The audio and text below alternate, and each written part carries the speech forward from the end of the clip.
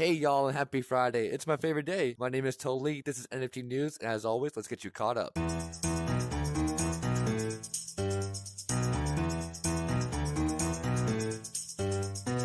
Beloved Gamestop is creating an NFT marketplace to ultimately be gaming NFTs crossing into the mainstream. The company has built up an over 20-person strong team working on online marketplace for the virtual items, which include cosmetic skins and in-game items. When the Wall Street Journal reported on the NFT plans, its share price rose over 22%. Now, let's talk about why you should care about GameStop NFTs. Gamers are seen as potential early adopters for NFTs in particular because they already are comfortable with spending money on virtual goods like cosmetic outfits and weapon skins. Being an early adopter also leads to perks and status people will drool over down the road. You can go on their website, NFTegamestop.com, and sign up to be an NFT creator. I did it with no plans of making NFTs, but maybe one day I will, so I signed up. Alright, moving on to our second news story today, we have NFT funding from presidential campaigns. No, not American presidential campaigns, but the South Korean Democratic Party will be the world's first political party to issue NFTs for fundraising in a presidential election. South Korea's Democratic Party presidential candidate Lee Jae is the one who came up with the idea to convince young voters to raise funds for his campaign. The NFT will contain images of the candidate and his pledges. Here's what DP president had to say about his NFTs. It is now that we undertake innovative experiments to enhance our understanding of these future technologies